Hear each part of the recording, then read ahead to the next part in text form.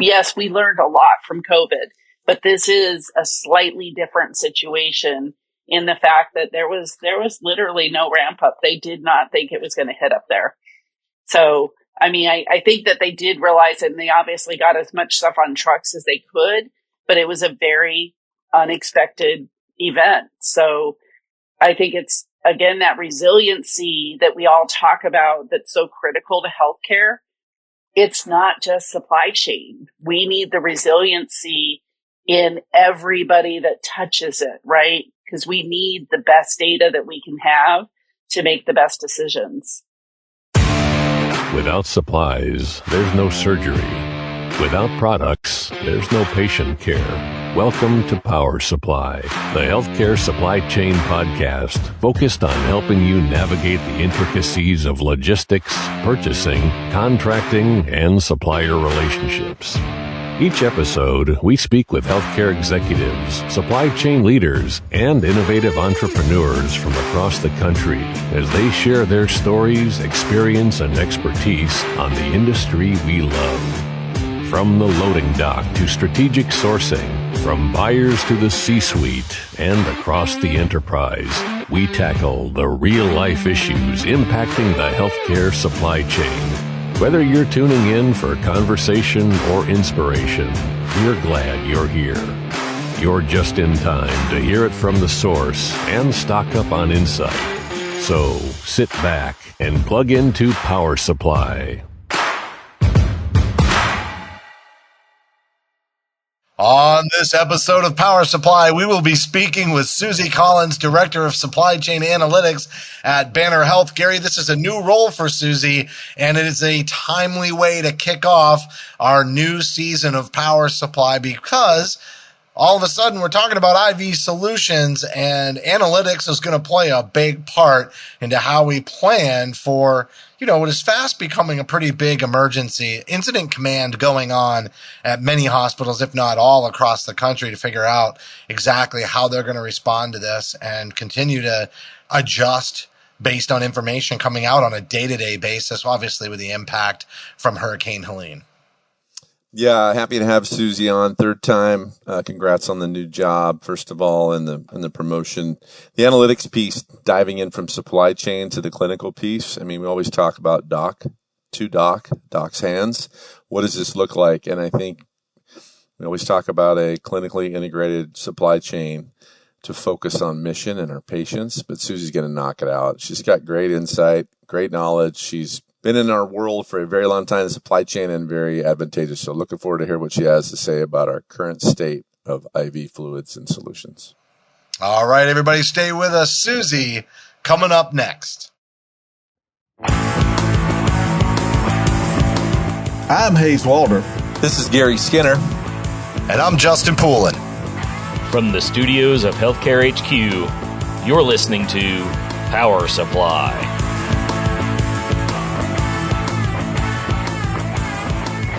Joining us now, first ever 3-time appearance on Power Supply, Suzi Collins, Director of Supply Chain Analytics at Banner Health. Suzi, this is a new role for you. It's going to be the topic of today's episode is analytics, but we're going to be sprinkling in, obviously, on everybody's mind, IV fluids. There's the shortage. Obviously, everybody is kind of initiating their command centers and really trying to tackle this one. Are we going to cancel elective procedures, et cetera? So that'll kind of tee up the conversation today. You also partnered with our sister podcast and Melanie Perry over there at First Case to do a live webinar to get in front of some of the clinicians around that topic. And I just want to tout all the wonderful work you've been doing with the Power Supply Advisory Group as well. If there is an ARM chapter out there that's looking for pre-recorded content or presentations around social media, Suzi and I have recorded a presentation, or you can just have the PowerPoint, self-deliver it, and use it as more of an interactive workshop tool. Certainly can do that as well. So Suzi, you're very, very much a contributor to this industry. That's why it's your third time on the show. Thanks for coming back. Thank you so much for having me. I always enjoy talking to you three, and it's a great way to start the day because I end up laughing. especially a Monday. Hayes is going to lay it on thick now. I can feel it already. Thanks, Susie. Appreciate that. Yeah, I had something to say there, but I'm going to hold my tongue because it is early. But I'm excited to have you back. And obviously, before we even started recording, we discussed a little bit of the IV solution issue, and it is a big deal. I just had my pharmacy meeting 2 weeks ago here in Nashville. So I had about 40, the top execs in the country come in, and you could not have a conversation, not one, that was not brought up. And it's important. 100% important. And I think more than anything, now that I've gone from operations onto, let's say, the back end, and I'm doing the analytics, it's just that reminder that it takes all of us. It takes a village to have good analytics. And it starts from when you receive something on the dock to the point of care. And if we don't capture everything in between, it makes it really hard to answer questions. Susie, I love how you just said that, dock to point of care. I mean, there's so many integral parts of this. So I want you to dive into this analytics approach a little bit too. You know what? We're getting notifications of allocations. Obviously, on operations side, it's 50% allocations, 50% and 50% allocations. This is what you have. This is what you're going to get. And this is what the manufacturing plants are trying to gear up and make sure they're serving our mission and our patients and our staff and all those needs, and not to reduce elective surgeries and move forward and the critical ones come first. But I'm hearing a lot of stand-up safety huddles in the morning. I'm hearing a lot of stand-up incident command centers. Not only do you have your allocation, but there's a data analytics side to like plug and play, like what do we have for today, right? So what are you doing in the background to like kind of project the future? I want to hear your expertise on this, Susie. Yeah, and I won't speak specific to, my healthcare system, but I think everybody out there is trying to understand, what do we have and how far does that go for what type of case? And I think more than anything that's happened, even quite honestly, when COVID happened and we were trying to get so much, right? We have to really understand usage. And I think that's the critical piece, because are you going after what's on the preference card? Are you going after what's been previously scanned? How many bags of 3-liter saline do you really use in a cysto case? Really reliant on knowing the when and the why of when things are used. And I think across the country, folks are really, obviously they're tightening up their usage, right? And they're trying to be more, purposeful, right? There's that normal, somebody comes into the ER, they get an IV. That's probably not happening today. But it's really having not only supply chain saying this is what we have, but really partnering with our clinicians to say, this is what we need and where are we? Where is the gap? And what can we do with what we have? So it's been a very interesting thing to watch, even across social media, on what people are doing and how they're accessing the information. And I think what Melanie and I talked about is, I think this situation, more than COVID, more than other things that have happened in the past, is really going to teach the end users at the point of care how critical that scan is. Like it really does matter. It's very easy to go grab another bag of saline and hang it. But this is really telling people that we really need to know when you do that. And I think it's going to be interesting, because even when Puerto Rico happened, we didn't have the analytics that we have today, right? And I think this is going to expose a little bit that those small things that, and I don't even want to say get missed. It's not, yes, it's a medication. No, it's not, right? It's kind of this in between when you talk about 1,000-liter bag, but it really does matter to get it scanned so that we understand usage. One of the things too, I feel like we're only a couple of steps away from some sort of regulatory requirements, or, maybe we start to see it coming from the, accreditation bodies. But we're going to get to a point where this is just happening frequently enough now, where we're seeing this level of supply chain disruption that's systemic. It's like you could have a facility or a health system that does a really great job of this, but if another one doesn't, we still on a wide scale across the industry are going to have an issue getting a handle on allocation and what's that inventory, and somebody like yourself in an analytics role working together, in a region or across the entire country. Like at some point, it's going to end up being a mandate, because what we're going to realize at a national level is if we're not all pulling the weight on this, that we're all going to be in trouble. Mm-hmm. Well, and it's back to my grocery store analogy. You've got people walking through that store shopping, right? Putting the things in the cart that they want, and they're either stopping with what used to be a human and or a computer, a kiosk, a cash register to check out. We need to get to the point where we can check out things in healthcare more easily and more streamlined without it feeling like a burden to the front end staff, because, and without it being such a high cost. I mean, I really think we've got to have somebody out there who's going to be able to make this easier for the end users and the connectivity. But like I said, we can tell people what we have operationally. It's getting to that, how long really is it going to last? And those are big questions. Those are big things to answer.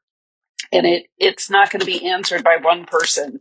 You need pharmacy, you need the clinical teams, you need supply chain. It really is a collaborative effort. You're really seeing everybody truly come to the table. And again, we saw it in COVID, but there is a difference between gowns, gloves, and masks compared to something that's actually needed to put into a patient. So I think this is going to bring a lot of awareness and a lot of demand, quite honestly, from the industry to make it easier to capture these things at the point of care. Suzi, and you commented on something during this, and Justin, being the nurse that's on our Power Supply podcast, I like bringing this up, but national standards and ideas and kind of in line with clinical operations, and maybe this was brought up on First Case with Melanie as well. And I'm not saying that we have a lot of waste, but thinking about how operationally that works, a 3L bag, a 1L bag, what are you hanging? How do you really validate your inventory and really watch your inventory from supply chain? You said it, partner with your clinical teams, but Hayes is meeting with all the pharmacy individuals downstream to the CNOs, to the end user with the patient. It's got to be transparent. It's got to be everybody on the same page, not only in IV fluids, but other resources as well. Do you agree with that? I agree 100%. And I think that traditionally it's not always easy to document in the EMR. We've got preference cards. I think I want to meet the healthcare systems that say their preference cards are 100% up to date because they're rock stars. We're so reliant on many things. Or liars. Right. But there, you think about it. A little bit of gray. Of gray. Are we talking about Hayes? No, I'm just kidding. Hey, Sorry. Oh my gosh. You just got on Gary's Christmas list. You're going to have a present coming to you. It's a good one. A hat tip there. Just kidding, Hayes. I can't. I'm going gray. I can't. Listen, I don't color my hair like Gary does, so it's okay. Oh my gosh! and I just get rid of it. Who needs it? But I mean, the things are not easy, right? Like it's got to be easier for a clinician to get the information into the system accurately and streamlined so that we can measure it in the back. And I think that they need to understand that data is meaningful, and we do make important decisions with that back end data. And I think when you're in the moment, right, it's easy to be like, I'm not going to scan this, or it's just another bag. And I think that's where this is going to really expose the importance of that documentation process and hopefully make people think, both the EMRs and third-party vendors who offer solutions, how do we make it easier? How do we make it seamless for the clinician to really really document everything used on the case.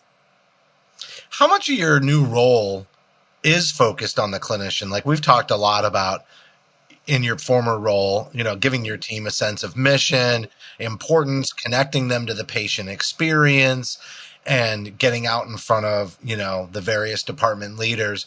But then, typically when you hear somebody getting into analytics, you're sort of thinking like they're in a back room, sitting at a computer, crunching numbers, right? And then they're giving that information to somebody else to do something with. But I almost wonder, like in your role, especially just kind of knowing your natural skill set, let alone what you've developed, more formally over the years, how much of your role is taking this data and educating the clinicians and, others throughout the organization on its importance, and then, also making it more actionable and distilling it down to something that is meaningful to the audience. And that's really everything that any analytics team is going to do in a healthcare system. Everything we touch has an output that either impacts a clinician. So, for example, if we're doing a conversion, we need to give them information about the value behind the conversion, right? Whether it's savings, reducing SKUs, whatever that is, we've got to present it in a way that's going to make sense to a clinician. But it's also the financial side, right? CFOs want to understand their spend. CFOs want to understand the trend of how something is being used. Comparison of a total need between physicians, so that they can either make decisions to move to a single vendor, multiple vendors, are going to be an all play. Everything that a supply chain analytics team does touches both the financial outcomes and the clinical outcomes of healthcare and safety, right? If we don't know or can't provide data that, hey, someone bought this X item that's now recalled, we won't be able to go out and find it. So everything that we do really touches every aspect of healthcare. And though I'm still obviously quite new to it, I think that same passion that I've always had for being part of the clinical experience is still alive and well today. And I think as difficult as the solution crisis is right now, I think it's also teaching people just how important the analytics are to the healthcare continuum. Because again, we need to make decisions, right? Every healthcare system is trying to make decisions about what's next. You can't make that without the right information. Hey, Susie, let me just a quick question as it relates to your new role. Obviously, you've been in supply chain for many years, and so you knew about analytics, but you've never, you're not deep as you are now. But was there an aha moment when you got into this new role, like, holy cow, we've got this, and this is what I wish I had known 5 years earlier? Was there something like that? Oh, 100%. I literally had that moment where I'm like, wow, I owe a lot of apologies to different analytics teams around the country, because I was always like, why can't you get me this? And my favorite thing to say is Facebook was made in one night. Why can't you get me this information? I understand differently now why it's so much harder to get to the data. And again, that's why I say there's some things that just need to be easier. Like the companies, both the EMRs and the ERPs, collectively need to understand how integrated they really are and the importance of being able to bring that information together in the back end so that we can make good financial, clinical outcome decisions. But I definitely am very humbled at just how challenging it is on the technical side of things. Would you say you guys are probably more advanced than most in the analytics area, or how would you kind of? I think that we are definitely up there. There's no question. But again, I think the biggest challenge is, I think the cost to being able to bring all the information together and have that connection to what are our clinicians doing, right? I can tell people what's been bought all day. That's pretty easy. What I can't always tell them is where was it used exactly, how often, and by whom.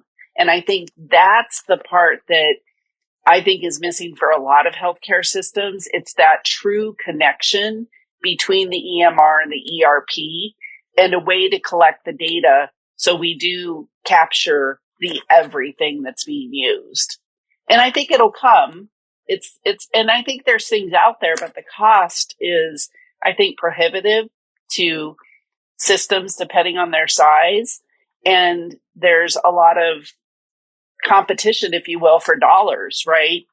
So if I want something over here in my little analytic world, but they also want a new MRI, we know I may not win that, right? So I think hospitals having to compete, or I should say supply chains having to compete for dollars against the clinical needs is something that keeps us all just a little bit behind compared to the investment that goes into other parts of a hospital system. You know, we've been talking a lot about data, and really from the perspective of the data that we would be collecting internally, right? Utilization, what do we have on hand, getting better understanding of our inventory. But I got to think a big part of your analytics is also pulling in data from the suppliers and areas outside of the organization as well, because you've got to be involved in demand planning, right? And so if you're involved in demand planning, you've got to understand the supply. And what's that like? And is that, before you always had to communicate with your suppliers in your role, but I'm wondering how much more elevated that is in your current role and trying to pull from those data sources and then vet them and rely on them and integrate them into your planning. Yeah, and I think that's on a roadmap for a lot of healthcare organizations, right? Because yes, a supplier can tell us what we've purchased, but again, if we don't understand truly where it's being used, and you can get some usage, right, by putting an item in a perpetual inventory and know that you've issued it, right? It's really that use, I think, that's missing for a lot of different reasons and a lot of different healthcare systems. It's not getting that investment. And some people have the Pyxis cabinets. They have RFID technology. I mean, there's a lot of different tools that are out there, but are you truly catching everything that's really being used? And I think that's one of the biggest challenges. And I think about, I was previously with Stanley Healthcare, and the cool thing about being part of the Stanley Black & Decker family was I actually got to learn about what they do with supply chain on the other side of the business, right? Tape measures, hammers, drills, all those cool things. And it was really interesting to me because there was a true demand. If Home Depot in South Dakota was down to 15 tape measures, it produced an order that went to Stanley Black & Decker. So they knew they needed to produce more. And then that demand sent the POs out to all the places where they needed to order the components. It was a true supply chain, right? They were interconnected with each other. We're not there yet. We're just not in healthcare. I think we need to get there, but how cool would it be if I actually knew that I'd used 20 drug-eluting stents and I need 20 more, and that order went directly to my manufacturer and they knew to just send them to me. If it was truly more automated. And I think we'll get there. I don't know if we'll get there in the next 5 years, but I think that relationship is really important. And again, Baxter right now, I'm sure, is 100% relying on 6,200 acute care hospitals going, we need more. There's no true information other than the purchase orders that they've processed. And it's a really interesting point in time right now, because I think it's really going to show everyone involved how important the point of care information really is. Suzi, in that line, and we go back to IV fluids, I think we're proactively looking at correlations too. IV fluids, we're having this issue. What is the downstream effect? What are we not thinking about? Just for an example, on a call, because less less IV bags are being hung. So we're trying to get it on the other end with electrolytes. Is there going to be a shortage in electrolytes in food nutrition? I mean, there is downstream effect that I would love to see from an analytics standpoint. To your point, is like when something is put on allocation or something becomes an issue, what's the correlation? What's the Right. next What's one coming by? What's right behind it, right? I'm always just really preparing for that. What's your thoughts? Yeah. And I think that we're all waiting to see that. It's interesting to me. I will say that there are some folks who've come out of the woodwork going, we have fluid, and more than willing to share that. I think that, Gatorade was probably like, oh, that's terrible. Yes. Because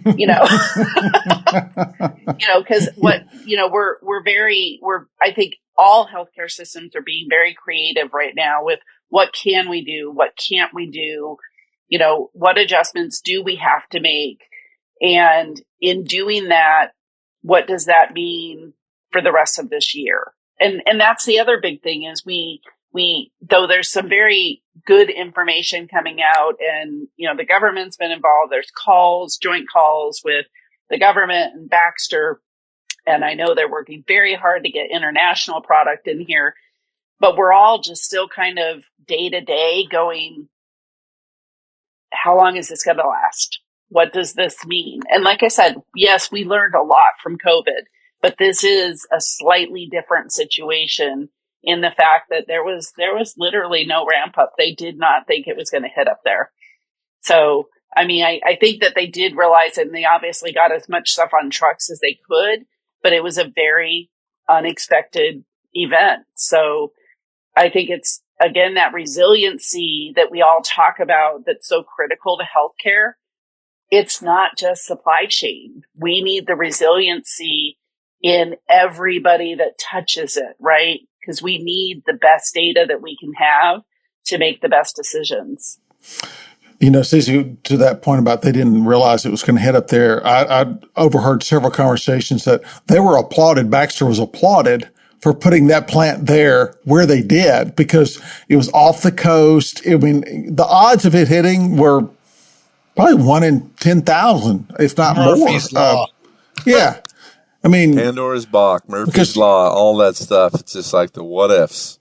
And then I think they've still got a lot of employees, unfortunately, that have not been found or not back or whatever. So they got their work cut out for them. Is it still about 60% allocation? Is that kind of what you hear? I think it depends on the SKU. So there are still some sitting, even down at 40, but it really, quite honestly, depends on what SKU we're talking about.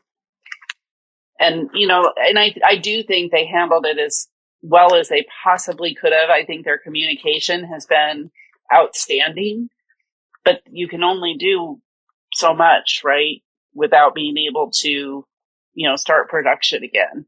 But I think they've handled it very well. But like I said, I think my biggest takeaway from this is how important it is that we have actual usage of what we're using in the building. And I think that's the one place that healthcare as a whole still struggles with, unless they've made the investment in some type of point of view system to capture it. And even that from my days, at Space Tracks, you're still very reliant on a human doing their part. And you can't always train human behavior. or rely on it. You can train it, but you just got to be reliable. Yeah. But like I said, I think this is going to teach people, though. I think this event in particular, though, I think it will teach everyone involved why it matters. So I've heard a lot of people talking about canceling elective procedures, right? Just to try to help.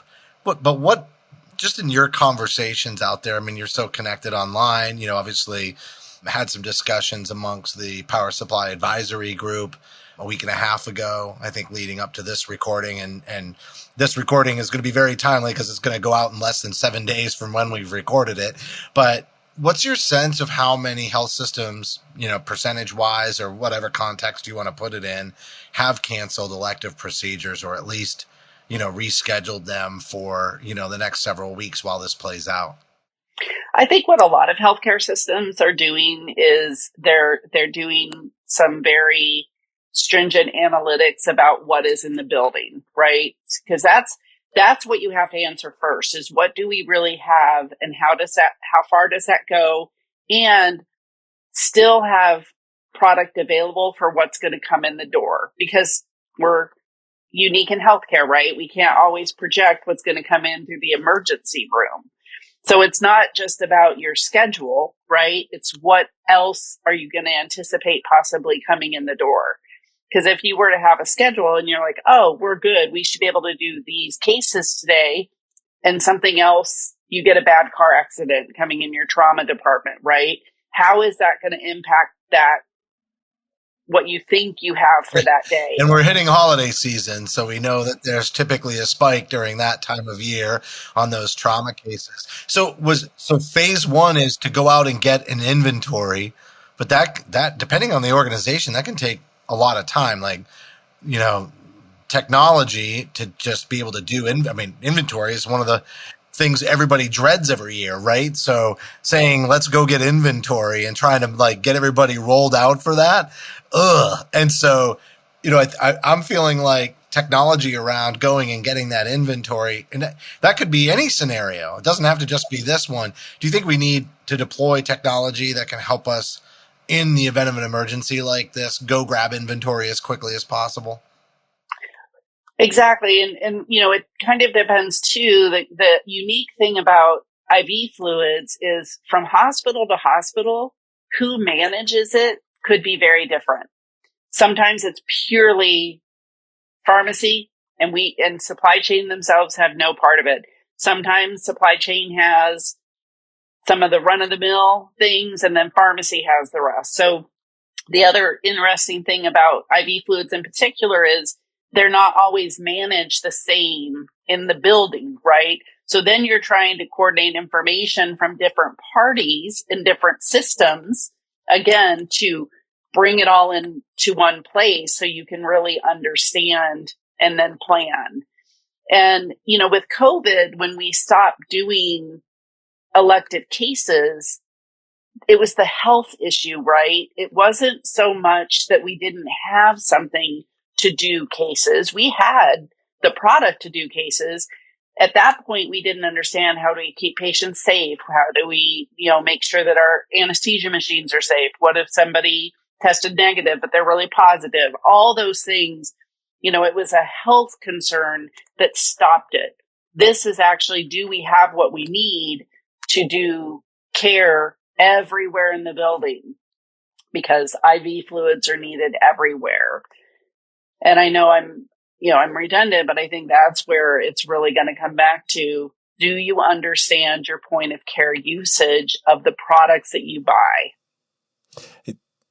Suzi, I think you brought it up well. It's like, what kind of inventory do you have? Do you have a perpetual? Do you have a periodic? Do you have a quasi? What do you have, and who owns it? So to Justin's points that people don't like to do annual inventories, I love doing them, Justin. I know. I do too. I've already got them scheduled. Like I'm a jump team. Like, Suzi, I'll come count inventory just to come hang out. I seriously, nerd alert. I love it. I don't know why, but it's like, it's not FIFO anymore. It's like, we really need to understand our data analytics to support what Suzi's talking about.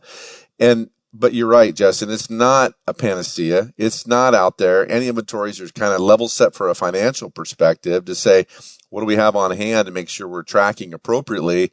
But I still think, Suzi, we're still working on those analytics to get them right so we can forecast and be prepared for these kind of situations. I think you're right on.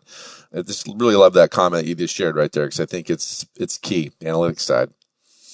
I'm sick and twisted with you too. I really like inventory. I love it. That's the best compliment you could give Gary all day. He's sick and twisted and a nerd. And you know what? In certain categories, you gotta dive in, man. Hayes, any day you want to get on the batter's box and I can pitch high and tight, I'm ready for you any day, brother. Right now, I still bring it. Let's go. Last year when I was counting on my out of office during inventory, I put, I'm counting on you to text me if there's a problem. Very nice.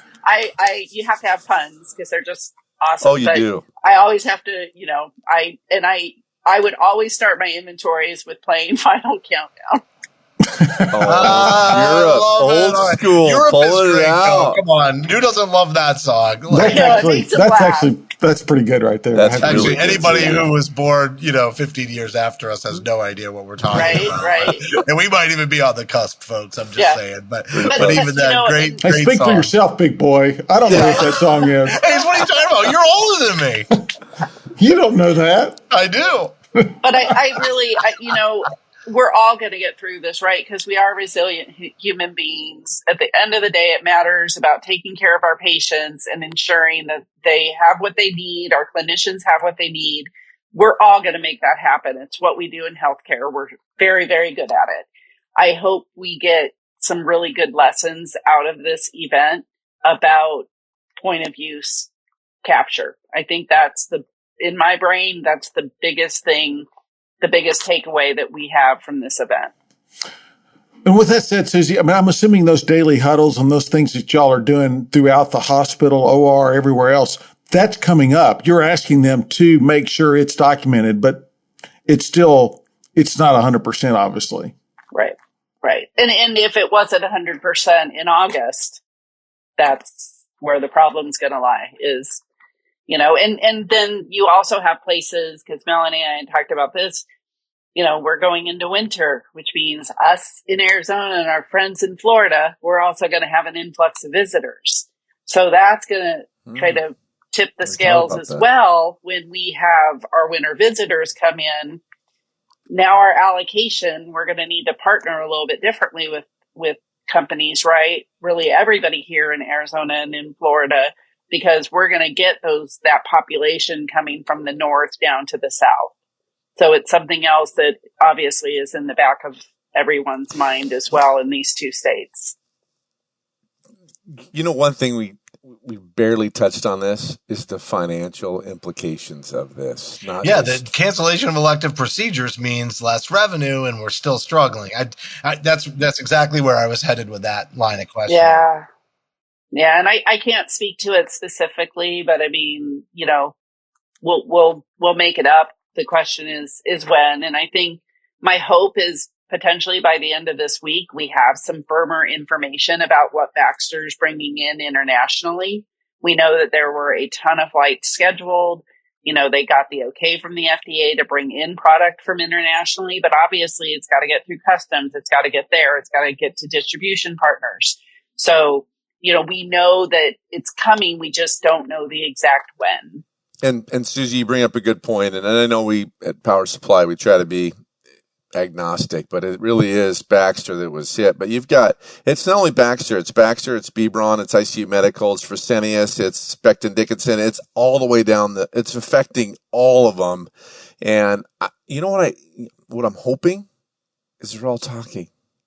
Yeah. I would hope at this point they are 100%. They have to be. They're talking, and they're supplying the same product. And if we're following mission, patience, and the focus is that we play together. Sorry. All right, everybody. Suzi Collins, Director of Supply Chain Analytics at Banner Health. Suzi, 3 times. There's a 4th in the works already. Thanks so much for coming on the show and kicking off this season of Power Supply. Awesome. You guys are so welcome. It's always fun to hang out with you.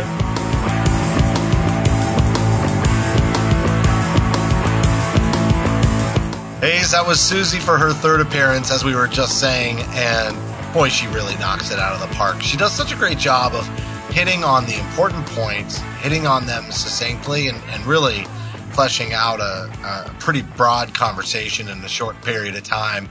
But she's living and breathing this right now. I mean, who better to kick off this season of Power Supply than Suzi, who's now in her new role around analytics, to talk about situations like we're going through today, requiring us to just have a better understanding of our inventory. Well, absolutely. I mean, you're talking about timely, to your point. I mean, the solution issue, IV solution issue is massive, and she's right in the middle of it. And so analytics is obviously 100% important in her role now in determining how much is available for use and all those good things. So she really did a great job, as she always does. And so I enjoyed it, and I'm sure everybody else did too.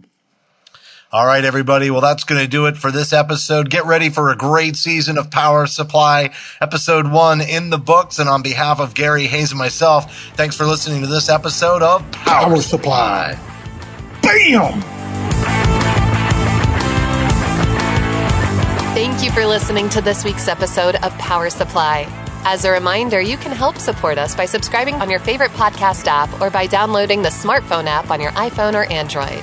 Simply search for Power Supply in the App Store or Google Play. The best thing about downloading the smartphone app is that you can access bonus content for certain episodes and view episodes in certain categories, like articles on the go and vendor spotlights.